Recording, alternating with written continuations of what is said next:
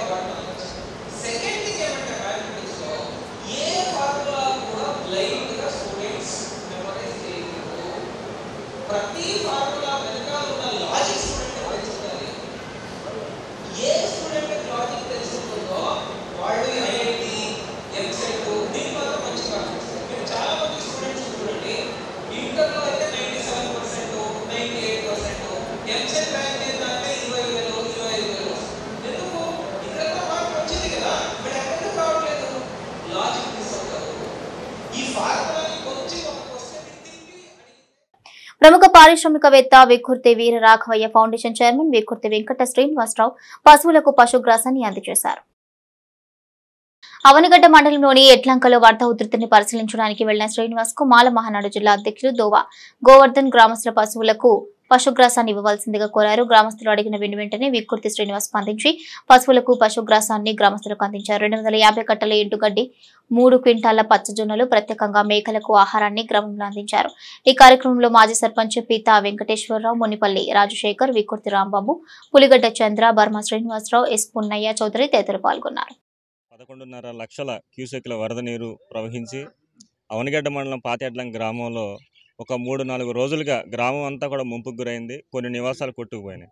ఈ క్రమంలో మూగజీవాలు ఒక 3-4 రోజులుగా పచ్చిమేత కానీ ఎండి మేత కానీ దొరక్క అలోలక్షణ అంట ఆకలితో డొక్కలెండిపోయి వెళ్లదీస్తున్నటువంటి సంఘటన చాలా బాధాకరం అనిపించి, ఈ యొక్క ఎడ్లంకలో ఉన్నటువంటి పశువుల యొక్క ఆకలి వెదల్ని మన పారిశ్రామికవేత్త వికుర్తి శ్రీనివాస్ గారి దృష్టికి సుధీర్ గారి ద్వారా తీసుకెళ్లడం జరిగింది. ఈ యొక్క వెంటనే పశువులు మేతకు అల్లాడుతున్నాయి సార్. 3-4 రోజుల నుంచి డొక్కలెండిపోయి అవి చాలా దీనమైన పరిస్థితుల్లో ఉన్నాయి. మనుషులకైతే అన్నం పెడుతున్నారు కానీ పశువులకు మేపడానికి ఎలాంటి మేత లేదు. లంక మొత్తం మునిగిపోయి ఉంది. ఎండుగడ్డి కానీ మొత్తం అంతా కూడా తడిచిపోయిందని చెప్పేసి వికుర్తి శ్రీనివాసరావుకి మరీ ధన్యవాదాలు.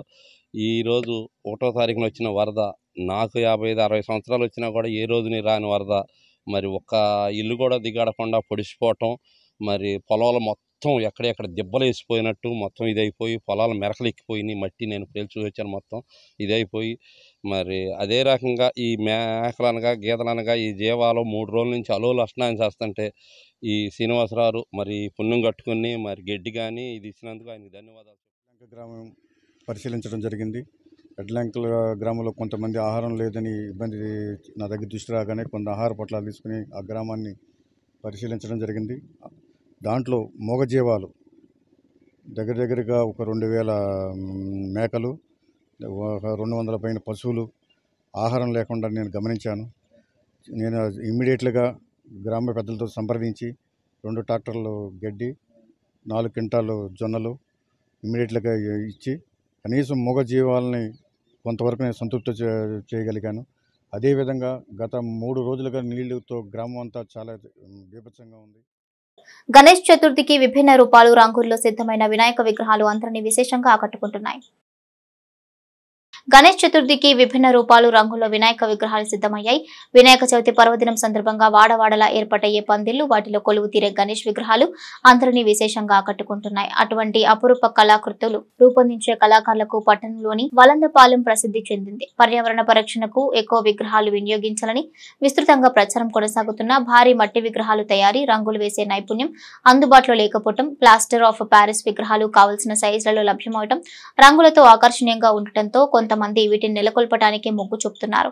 అయితే ఇటీవల కాలంలో ఇకో విగ్రహాలకు డిమాండ్ పెరగడంతో ప్లాస్టర్ ఆఫ్ ప్యారిస్ విగ్రహాలకు డిమాండ్ తగ్గి అనుకున్న రీతిలో విక్రయాలు సాగటం లేదని విగ్రహాల తయారీదారులు వాపోతున్నారు. వినాయక చవితికి దాదాపు 2 నెలల ముందే గణేష్ విగ్రహాల తయారీలో నిపుణులు నిమగ్నమై ఉంటారు. తయారీకి వినియోగించే ముడి సరుకు ధరలు విపరీతంగా పెరిగిపోవడంతో విగ్రహాల ధరలు పెరిగిపోయాయి.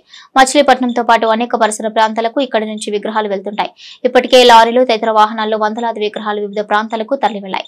ఈసారి అనేక ప్రాంతాల్లో విస్తృతంగా గణేష్ పందిళ్లు ఏర్పాటయ్యాయి. విగ్రహాల కొనుగోలుదారులతో వలందపాలెం సందడిగా మారింది. నా పేరు సురేంద్ర అండి, సురేంద్ర శిల్పశాల నుంచి. ఇట్లా ఈ వర్షాలు అవి రావడం వల్ల మనకి కస్టమర్స్ పెద్దగా రావట్లేదు. ఒక 5 అడుగుల విగ్రహం 5,000, 6 అడుగుల విగ్రహం 6,000 కంటే ఎక్కువ రేట్లు పడట్లేదు. పెట్టుబడి చాలా ఎక్కువ అయిపోయింది. మనకి కస్టమర్స్ తక్కువ వస్తున్నారు, వాళ్ళు కూడా వాళ్ళ ప్రాబ్లమ్స్ చెప్తున్నారు, తక్కువ రేటుకి అడుగుతున్నారు. కానీ మనకి ఇప్పుడు పెరిగిన ధరల రీత్యా మనకి వాళ్ళకేమో తక్కువ అనిపిస్తుంది, మనకేమో మనకు గిట్టుబాటు అవ్వట్లో వాళ్ళకేమో ఎక్కువ అనిపిస్తుంది మనకు చెప్పిన రేట్లు. ఈ మెటీరియల్ ఏదైతే ప్లాస్టర్ ఆఫ్ ప్యారిస్, తర్వాత పీచు, తర్వాత కలర్స్, ఈ రేట్లు అయితే ఏమీ తగ్గట్లేదు. కానీ మనకైతే పెట్టుబడి కూడా కన్నా కష్టంగా వస్తుంది. అదికాక ఈ 2-3 రోజుల నుంచి వర్షాలు కూడా చాలా పెద్ద దెబ్బతీసినాయి మనకి గవర్నమెంట్ సైడ్ నుంచి కూడా ఏదైనా సపోర్ట్ ఉంటే బాగుంటుందేమో అనిపిస్తుంది. ఎందుకంటే వీళ్ళందరూ కూడా ఇక్కడ చేసే బొమ్మల వ్యాపారులు అందరూ కూడా బయట నుంచి ఇంట్రెస్ట్కి డబ్బులు తీసి చేసేవాళ్ళే మ్యాక్సిమం ఉన్నారు. ఎవరైనా ఒకరిద్దరు ఏదైనా డబ్బులు ఉన్నాయేమో కానీ మ్యాక్సిమం అందరూ ఇంట్రెస్ట్కి తీసుకొచ్చి చేసేవాళ్ళు ఉన్నారు. ఏమైనా గవర్నమెంట్ సైడ్ నుంచి ఏదైనా హెల్ప్ చేస్తే అది అంటే ఇంట్రెస్ట్ లేకుండా అట్లా కొద్దిగా హెల్ప్ అవుద్ది బొమ్మలు చేసే వాళ్ళకి. వినాయక చవితికి దగ్గర ఈ వలందపాలెం మార్కెట్లో ఒక 500 దాకా సేల్ అవుతాయి. మేము ఒక 200 దాకా బొమ్మలు ఎంచుకున్నామండి. నా పేరు కోటేశ్వరమ్మ. బొమ్మలు ఎంచుకున్నాం. మేమేం చేయించుకుంటలేదు. అయ్యో 4 బొమ్మలు మేము తయారు చేయం. మారిబేరానికి ఎంచుకున్నాం. పక్కనే ఎంచుకున్నాం. అవి మారిబేరానికి ఎంచుకున్నాం. ఇక అదండి ఈ వరకు తయారు చేసేవాళ్ళం. నష్టంగానే ఉంది. సగానికి అడుగుతున్నారు. రేట్లు సగానికి అడుగుతున్నారు. ఇప్పుడు వాళ్ళు వేస్తే సగానికి అడుగుతున్నారు. ఏం చేయాలా ఎంచుకున్నాం అని బాధపడుతున్నాం. మరి అదేండి మేము 8 ఏళ్ళకి వేసారు వాళ్ళు బేరానికి. ఆ 8 ఏళ్ళు అడుగుతున్నారు. ఇక రూపాయి పైకి ఎడతాలి, 5 అవుతాయి. సగానికి అడుగుతున్నాం. మనం ఇంకా పెట్టుబడి పెట్టాల. వాళ్ళ దగ్గర మనం అమ్మి వాళ్ళకి ఇవ్వాలి. కాగా ఇటీవల అన్ని హంగులతో తయారై విక్రయాలకు సిద్ధంగా ఉన్న విగ్రహాలను గుర్తు తెలియని వ్యక్తులు పాక్షికంగా ధ్వంసం చేయడం అందరినీ ఆశ్చర్యానికి గురిచేస్తుంది. ఎంతో కష్ట నష్టాలు వచ్చి రూపొందించిన విగ్రహాలను ధ్వంసం చేయడం వల్ల నష్టం చేకూరిందని తయారీదారులు వాపోతున్నారు. బొమ్మలు చేస్తామండి. మొన్న ఒక రోజు వచ్చి అట్లాగే నైట్లో బొమ్మలన్నీ పగలగొట్టేశారు. మళ్ళీ ఈ రోజు వచ్చి మళ్ళీ బొమ్మలన్నీ పగలగొట్టేశారు. మేము అన్ని అడ్వాన్స్లు తీసుకుని ఉన్నాం. ఆల్రెడీ మొన్న చేసినప్పుడు పోలీస్ కేసు పెట్టాము. ఈ రోజు కూడా పెట్టాము. ఆయన పోలీసులు వచ్చి చూసి వెళ్ళారు. ఏం లేదు, ఇంకా 4 రోజులే టైం ఉంది. వర్షం పడుతుంది. ఆ బొమ్మలు రెడీ చేసి ఇవ్వాలన్నా కూడా మా వల్ల కాదు. ఏం చేయాలో మాకు తెలియట్లేదు. పోలీసులు యాక్షన్ తీసుకోండి. మాకు ఇట్లాగే చేస్తే మేము ఇంక బొమ్మలు రెడీ చేసి ఇది కూడా ఉండదు. ఇక మాకు 4 రోజులే టైం ఉంది. ఎప్పుడు చేసి ఇవ్వగలమండి ఇట్లా అయిపోతే? ఎవరైనా కాపలా పెడితే బాగుంటుంది. మాకు వరద బాధితులను రాష్ట్ర ప్రభుత్వం పూర్తి స్థాయిలో ఆదుకుంటుందని అవనిగడ్డ ఎమ్మెల్యే మండలి బుద్ధప్రసాద్ అన్నారు. అవనిగడ్డ మండలం దక్షిణ చిరువోలు లంక ఎడ్లంక మోపిదేవి మండలం కే కొత్తపాలెం గ్రామాల్లో వరద ప్రభావిత ప్రాంతాలను ఎమ్మెల్యే మండలి బుద్ధప్రసాద్, నియోజకవర్గ నాయకులు మండలి వెంకట్రాం, నియోజకవర్గ ప్రత్యేక అధికారి సూర్యనారాయణ పరిశీలించారు. రామచంద్రపురం అవనిగడ్డలో పునరావాస కేంద్రాలు పరిశీలించారు. మోపిదేవి మండలం కే కొత్తపాలెంలో కృష్ణానది కరకట్టపై జనసేన పార్టీ కడప జిల్లా అధ్యక్షులు సుంకర శ్రీనివాస్ ఆధ్వర్యంలో వరద బాధితులకు నూతన వస్త్రాలు పంపిణీ చేశారు. ఈ సందర్భంగా బుద్ధప్రసాద్ మాట్లాడుతూ విపత్తు వేళ మానవతా దృహదంతో స్పందించి సేవలు అందిస్తున్న ప్రతి ఒక్కరూ అభినందనీయులన్నారు. ఇక నియోజకవర్గంలో వరద ప్రభావిత ప్రాంతాల పునర్నిర్మాణం, పూరిళ్లు కూలిపోయిన వారికి పక్కా గృహాల మంజూరు, ఇల్లు దెబ్బతిన్న వారికి సహాయం, పశువులు నష్టపోయిన వారికి నష్టపరిహారం, ధ్వంసమైన రోడ్ల పునర్నిర్మాణంపై దృష్టి సారిస్తామన్నారు.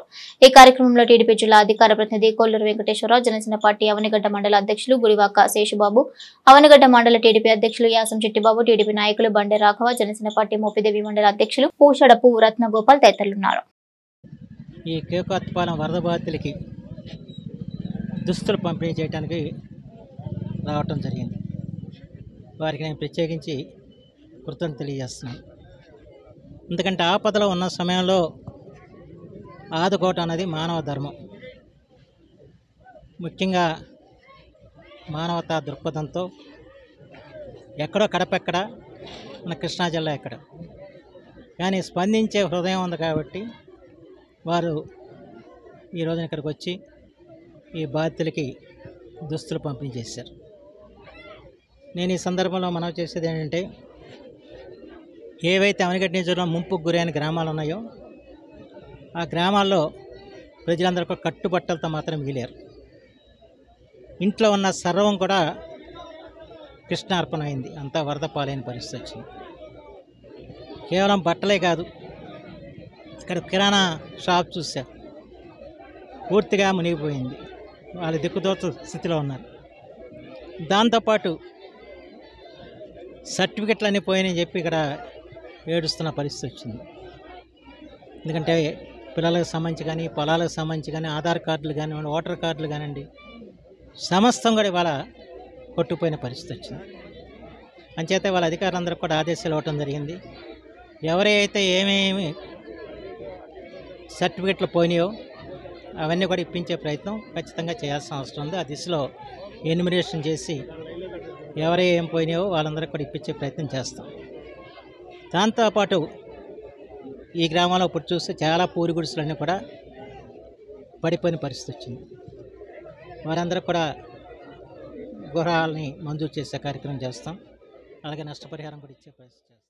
లేనంతగా విజయవాడలో వరద బాధితులు ఈ విధంగా విపత్తు రావడం, మరి ఇక్కడ అవనిగడ్డ నియోజకవర్గం మోపిదేవి మండలంలో ఈ కే కొత్తపల్లి గ్రామము, కొత్తపాలెం గ్రామంలో మరి ఇక్కడ సర్వం వాళ్ళకు ఏమీ లేకుండా కట్టుబట్టలు తప్ప అన్నీ సర్వం కోల్పోయి నిరాశ్రయమైనందుకు మరి మా జనసేన అధ్యక్షుడు పవన్ కళ్యాణ్ పిలుపు మేరకు ఎక్కువ సాయం చేయాలని ఉంది. కానీ మాకు టైం లేక అప్పటికప్పుడు అనుకొని మా సుంకర శ్రీనివాస్ గారు కడప జిల్లా ఆధ్వర్యంలో మేము ఒక 2 లక్షలు నుంచి 3 లక్షల దాకా అయ్యేటువంటి ఇక్కడ నిత్యావసరం అంటే వాళ్ళకు అప్పటికప్పుడు వాళ్ళకి బట్టలు రూపంలో చీరలు కానీ, పంచెలు, మరి వీళ్ళకి సంబంధించిన నైటీలు ఇవన్నీ తీసుకురావడం, మరి వీళ్ళకు ఇవన్నీ కూడా అందరికీ చేరేటట్టుగా వీళ్ళకి ఇవ్వడం జరుగుతూ ఉంది.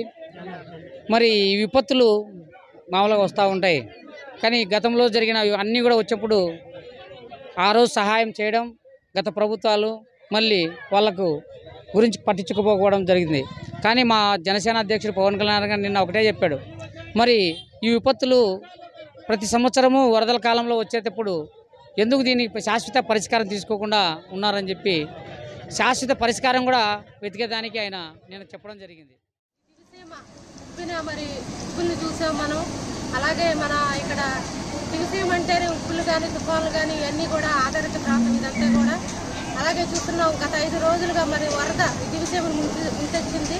అలాగే చుట్టుపక్కల గ్రామాలని కూడా జలమయం అయిపోయి ఈరోజు ఇక్కడ అవనిగడ్డలో మరి డాక్టర్ గౌరవనీయులు మండలి బుద్ధప్రసాద్ గారు కానీ, రాజాబాబు గారి నేతృత్వంలో ఇక్కడ శిబిరాలను ఏర్పాటు చేయటం, 3 ఇక్కడ మెయిన్ ఇక్కడ గాసే స్కూల్లో పెట్టి ఇక్కడ పులిగట్ట కానీ అలాగే మనకి అక్కడ మనకు కొత్తపేట కానీ ఇవన్నీ కూడా మరి ఇక్కడ వండి పంపించడం జరుగుతుంది. 2000 మందికి ఇక్కడ వంట చేయడం జరుగుతుంది.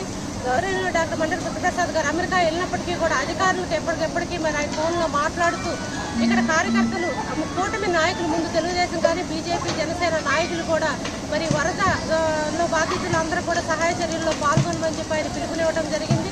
ఈరోజు పెద్ద ఎత్తున ఇక్కడ వంట కార్యక్రమం జరుగుతుంది. 2000 మందికి ఆహారం మరి బట్టలు కానీ మరి ఆటోలో తీసుకెళ్లి వాళ్ళకి అందించడం జరుగుతుంది. అలాగే ఇక్కడ వరద ఎలా ఉందంటే పాపం ఏమి కట్టుబట్టలతో ఈరోజు ఇక్కడికి వచ్చి శిబిరాల్లో తలదాచుకున్న పరిస్థితి గతం ఎప్పుడో 20 సంవత్సరాల కిందట ఎలా వచ్చింది. వర్షాల కారణంగా వ్యాధులు ప్రబలకుండా 50వ డివిజన్లో వైద్య ఆరోగ్య శాఖ ఉచిత వైద్య శిబిరాన్ని నిర్వహించింది. వర్షాల వల్ల లోతట్టు ప్రాంతాల్లో నీరు నిల్వ ఉండిపోవడంతో వ్యాధులు ప్రబలుతాయని ప్రజలు ఆందోళన వ్యక్తం చేస్తున్న నేపథ్యంలో వైద్య ఆరోగ్య శాఖ ముందస్తు చర్యలకు శ్రీకారం చుట్టింది. ఈ క్రమంలో 50వ డివిజన్లో ఉచిత వైద్య శిబిరాన్ని నిర్వహించారు. ఇక నగరపాలక సంస్థ పరిధిలోని 1, 41, 45 మరియు 50వ డివిజన్లకు చెందిన ప్రజలకు శిబిరంలో వైద్య పరీక్షలు జరిపి మందులు ఉచితంగా అందించారు. ఈ కార్యక్రమంలో వైద్య ఆరోగ్య శాఖ సిబ్బంది, వైద్యులు, టీడీపీ నాయకులు నాగరాజు, పద్మజ, లక్ష్మీ, జనసేన నాయకుడు రామినాయుడు తదితరులు పాల్గొన్నారు.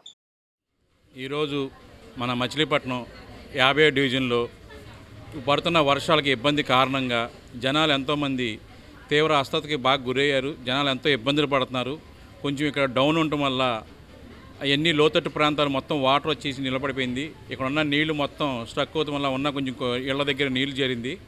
దాంతో కొంతమంది కొంచెం తేడా చేయిందని చెప్పని మేమున్న పైన మా నాయకులకి మేము ఇంటిమేషన్ చేసాము. అలా కొల్రవీంద్ర గారికి, బాలశౌరి గారికి, గోపిచంద్ గారికి వీళ్ళకి మేము వెళ్ళి ఇంటిమేషన్ చేసాం. ఇది సార్ ఇక్కడ ఉన్న పరిస్థితి ఇలా ఉందని చెప్తే వెంటనే తక్షణమే వాళ్ళు వచ్చి ఇక్కడ ఇంజిన్లో పెట్టించి ఆ వాటర్ అంతా లాగిచ్చి ఉన్న మొత్తం ఏరియాలో ఇటు 50వ డివిజను, అటు 1వ డివిజను, 46వ డివిజను, అటు బైపాస్ రోడ్డు 41వ డివిజను లోతట్టు ప్రాంతాల్లో ఎవరైతే ఇబ్బందులు పడుతున్నారో ప్రతి ఇంటికి ఏఎన్ఎంలను పంపించి ఇక్కడ ఇవాళ ఉచిత వైద్య శిబిరం ఏర్పాటు చేశారు.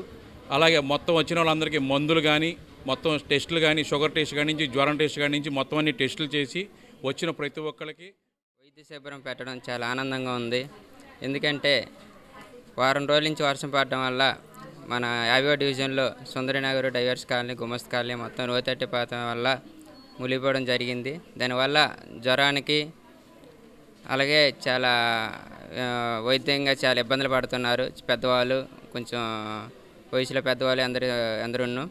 అలాగే ఈరోజు సచివాలయంలో వైద్య శిబిరం పెట్టడం చాలా ఇప్పుడు వచ్చి మేము కూడా మన తెలుగుదేశం ఇన్ఛార్జ్ నాగరాజు గారు, అలాగే నేను, మా జనసేన కార్యకర్తలు, టీడీపీ కార్యకర్తలు అందరం కలిసి కూడా ఇంటికి వెళ్ళి చెప్పడం, ఏ నియమాలు కూడా చెప్పడం, అలాగే డాక్టర్ల సౌకర్యంతో ఈ కార్యక్రమం జరగడం చాలా ఆనందంగా ఉంది. అలాగే ఈ కార్యక్రమం జరిపిన మన కొల్లు రవీంద్ర గారికి, ఎంపీ గారికి పేరు పేరున నా అభినందన. నేను medical officer Veerendranath, Narayanapuram UPHC. ఈరోజు రాష్ట్ర మంత్రివర్యులు కొల్లు రవీంద్ర గారు సార్ ఆదేశాల మేరకు డిఎంహెచ్ఓ గారి గైడెన్స్లో మేము ఇక్కడ ఫ్లడ్ 50 సచివాలయం దగ్గర మెడికల్ క్యాంప్ నిర్వహిస్తున్నామండి. అండ్ మన సపోర్టివ్గా టీడీపీ ఇన్ఛార్జ్ నాగరాజ్ గారు, అదేవిధంగా జనసేన ఇన్ఛార్జ్ రామనాయుడు గారు అందరూ సపోర్టివ్గా ఉండి ఈ క్యాంప్కి అంటే ఇక్కడున్న ఈ చుట్టుపక్కల ఎఫెక్టెడ్ ఉన్న పీపుల్ అందరినీ కూడా ఇక్కడ సపోర్టివ్గా తీసుకొచ్చి వాళ్ళకి వైద్య సదుపాయాలు అందరికీ అందేలాగా చూస్తున్నారండి. అండ్ ఇదే విధంగా ప్రతి ఒక్కరు కూడా ఈ ఫ్లడ్ టైంలో బాధ్యత వహించి అందరూ జాగ్రత్తగా ఉండాలని చెప్పి కోరుకుంటూ మా వైద్యపరంగా ఎలాంటి సహాయం కావాలన్నా సరే మా పిహెచ్సికి అట్లాగే ఇలాంటి క్యాంప్స్ కండక్ట్ చేసినప్పుడు అందరూ కూడా సద్వినియోగం చేసుకోవాలని కోరుకుంటున్నాను. విద్యార్థుల ద్వారానే ఉత్తమ గురువును ఎంపిక చేయాలని ఆ దిశగా విశ్వవిద్యాలయ అధ్యాపకులు అడుగులు వేయాలని కృష్ణా విశ్వవిద్యాలయం వైస్ ఛాన్సలర్ ఆర్ శ్రీనివాసరావు పేర్కొన్నారు. విద్యార్థుల ద్వారానే ఉత్తమ గురువును ఎంపిక చేయాలని ఆ దిశగా విశ్వవిద్యాలయ అధ్యాపకులు అడుగులు వేయాలని కృష్ణా విశ్వవిద్యాలయం ఉపకులపతి ఆచార్య ఆర్ శ్రీనివాసరావు పేర్కొన్నారు. విశ్వవిద్యాలయ arts and science college, engineering కళాశాల, ఫార్మసీ కళాశాలల ఆధ్వర్యంలో వేరువేరుగా నిర్వహించిన ఉపాధ్యాయ దినోత్సవం వేడుకల్లో ఆయన ముఖ్య అతిథిగా పాల్గొని ప్రసంగించారు. ఈ సందర్భంగా ఆయన మాట్లాడుతూ ఉపాధ్యాయుడు తలుచుకుంటే ఏ స్థాయికైనా వెళ్లగలడు అని డాక్టర్ సర్వేపల్లి రాధాకృష్ణ నిరూపించారని ఉద్ఘాటించారు. ఇక తొలుత డాక్టర్ సర్వేపల్లి రాధాకృష్ణ చిత్రపటానికి పూలమాలలు వేసి ఘనంగా నివాళులర్పించారు. అనంతరం కేక్ కట్ చేశారు. ఈ సందర్భంగా ప్రాధ్యాపకులు ఆర్ శ్రీనివాసరావును ఘనంగా సత్కరించారు. ఈ కార్యక్రమంలో ఆర్ట్స్ అండ్ సైన్స్ కాలేజీ ప్రధాన ప్రిన్సిపల్ ఎన్ ఉషా, ఇంజనీరింగ్ కళాశాల ప్రిన్సిపల్ డాక్టర్ విజయకుమారి, ఫార్మసీ కళాశాల ప్రిన్సిపల్ డాక్టర్ రాంబాబు, డీన్ సుందరకృష్ణ, ఆచార్యమార్తి తదితరులు పాల్గొన్నారు. సిటీ కేబుల్ న్యూస్ సమాప్తం. నమస్కారం.